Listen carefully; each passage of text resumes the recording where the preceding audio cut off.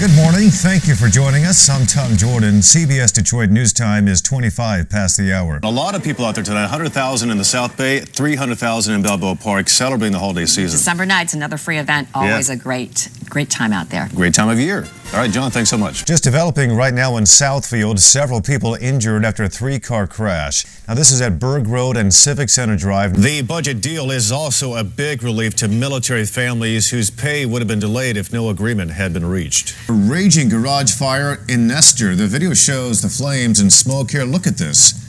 The home is in the 2000 block of Ilex Avenue. It started when a car inside the garage caught fire. If you look at some of these companies that had stronger than expected earnings, companies like Nike doing quite well unexpectedly, but then you see the housing market really tanking. Then what's happening overseas in China. A 24-year-old Wixom man reported missing last weekend has now been found dead in a wooded area in Southfield. Thrilled, who says giving local hospitals control over their own patients, providing insurance directly to the ones they care for, could dramatically reduce the costs for you and me, but also provide some pretty good returns for said hospital. Them on 401k plans other than the police department is something unthinkable. Why is it unthinkable to propose a 401k plan to a union member, but not unthinkable to propose a 401k plan to the average working family who is not a union member? That's the question. But that is not what I said. That's the question I'm asking you. Okay, well, as long as you're saying you said it was unthinkable. I didn't say it was unthinkable. You said it was unthinkable. I said that it is. Getting word this morning of a pair of recalls from Ford Motor Company.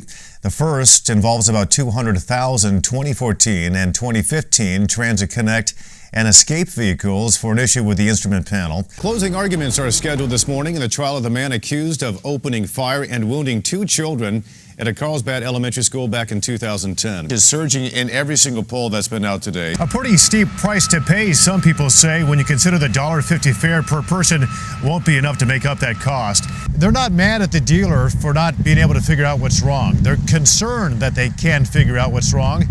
Concerned for their safety. Say you want to find out more about the history of Detroit, or you want to find out who was Detroit's first millionaire.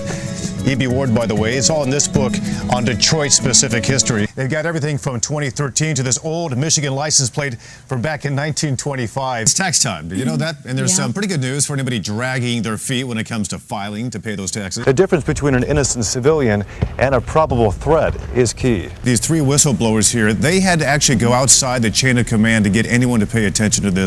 Were their immediate supervisors not taking this seriously when they initially came to them? But Tom, is there something I can pick out for you? Oh, of course. Yeah, if there's an electronics store nearby, please go in, pick something out, something wide and large, and that broadcasts images that are moving. That'd be great. I'd love that. Oh, no problem. Good morning. Thank you for joining us. I'm Tom Jordan. CBS Detroit News Time is 25 past the hour. Just developing right now in Southfield, several people injured after a three-car crash. Southfield police say EMS crews are just getting to the scene. Now, this is at Berg Road and Civic Center Drive. No word yet from police about what caused this accident. Traffic is, though, backed up from Berg Road. John Bailey will have a look at the backup in just a few minutes. Police accuse an Inkster man of human trafficking and orchestrating an online prostitution ring. 38-year-old Jahan Green faces multiple felonies in this case. Authorities say Green operated an online escort service in Wayne, Oakland, and Macomb counties since 2006. He's being held right now on $500,000 bond. Getting word this morning of a pair of recalls from Ford Motor Company. The first involves about 200,000 2014 and 2015 Transit Connect and Escape vehicles for an issue with the instrument panel. Ford says warning chimes and lights might not work properly. Ford says there have been no accidents or injuries related to either problem. Thousands of clergy members are attending the National Baptist Convention at Cobo Center this week in downtown Detroit. And because of the Charleston church shootings, the Confederate flag has suddenly become a hot topic at the conference. Charlie Langton has the details. The iconic Joe Louis Fist in Detroit's Hart Plaza is getting a facelift. The Detroit Institute of Art's effort to preserve the 30-year-old statue of the boxing legend's fist starts today, installing new cables and doing some minor work on the sculpture. The cast bronze fist was created in 1985 by Robert Graham as a tribute to the boxing great. Crews will also apply a wax coating, making it tougher to vandalize. Well, we actually saw some tornadoes with a number of thunderstorms overnight, but we are expecting a beautiful day in Metro Detroit. Let's get the forecast right now with CBS 62 Chief Meteorologist Jim Mattis. Jim? Good morning, Detroit. The weekend's here, and after rain yesterday, get ready